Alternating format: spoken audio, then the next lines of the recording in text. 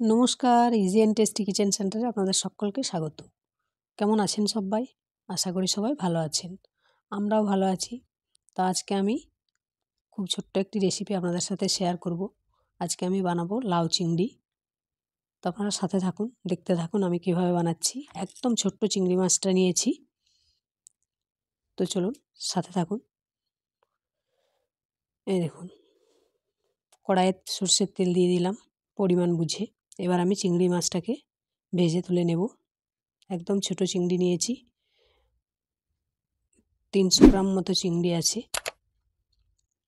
তো এটাকে খুব ভালো করে লাল করে ভেজে তুলে নেব, তারপরেই রান্নাটা শুরু হবে। দেখুন, চিংড়িটা তুলে নেওয়ার পরে ওই কড়াইয়ের মধ্যেই পরিমাণ বুঝে সরষের তেল দিয়ে দিলাম আর ফোড়নে দিলাম গোটা জিরে। এবার জিরেটা ভালো করে ভেজে নিয়ে তারপরে ছোট ছোট করে সরু সরু আলু কেটে রেখেছিলাম, ওই আলুটাকে দিয়ে দিলাম।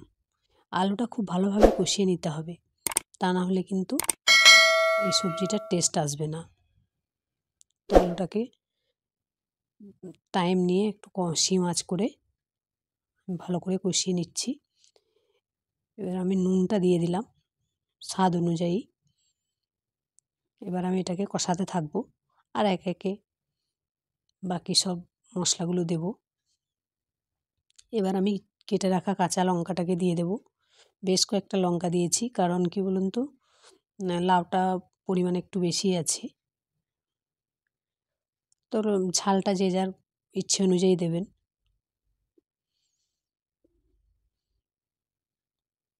বললাম না, কম গ্যাসের আঁচটা একদম সিম করে দিয়ে আলুগুলো কষিয়ে নিচ্ছি। এই দেখুন, আদা রসুনের পেস্ট দিয়ে দিলাম 1 চামচ।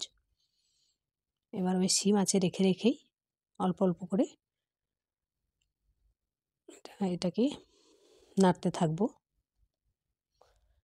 আলুগুলো কষাতে কষাতেই সেদ্ধ হয়ে যাবে। এবার আমি দিয়ে দেব হলুদ গুঁড়ো।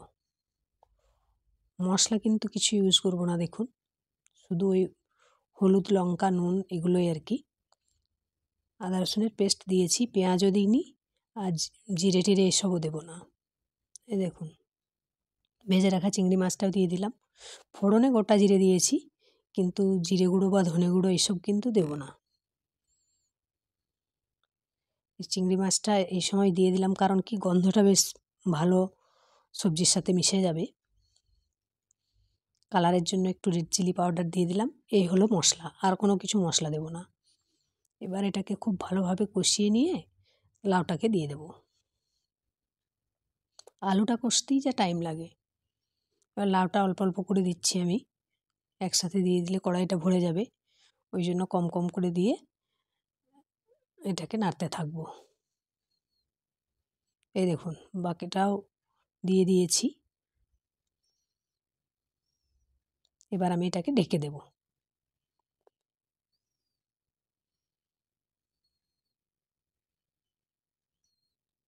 মাঝে একবার ঢাকনা সরিয়ে নেড়ে দিয়েছিলাম, ওটাকে আর দেখানো হয়নি। তো দেখেছেন লাউটা কি সুন্দর সেদ্ধ হয়ে গেছে। এবার এই জলটা যাতে একটু কমে যায়। লাউয়ের জল পুরোপুরি শুকানো যাবে না, একদম কচি লাউ ছিল। তো যাই হোক, এবার দেখুন ওই জলটাকে মানে কমিয়ে নেব ভাবছি একদমই, যাতে জলটা শুকিয়ে যায়। তো লাউটা আরও বেশি ঘেটে যাচ্ছে। তো খুব জল জল থাকলেও তো আর ভালো লাগবে না, ওই জন্য বেশ কিছুক্ষণ ফুটিয়ে নিচ্ছি যাতে জলটা একটু কমে যায়। ব্যাস, লাউ চিংড়ি কিন্তু রেডি।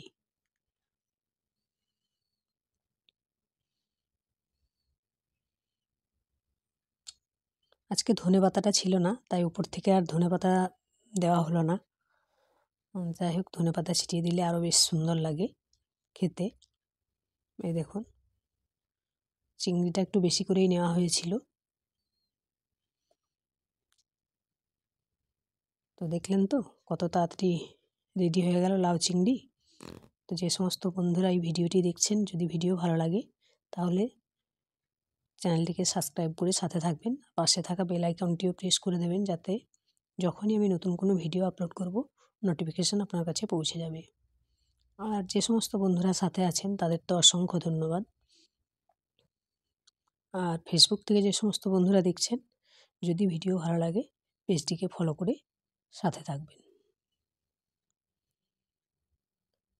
তো আজকের মতো ভিডিওটি এই পর্যন্তই। দেখা হবে আবারও নতুন কোনো রেসিপি নিয়ে। ততক্ষণে সকলে ভালো থাকবেন, সুস্থ থাকবেন। নমস্কার। টাটা।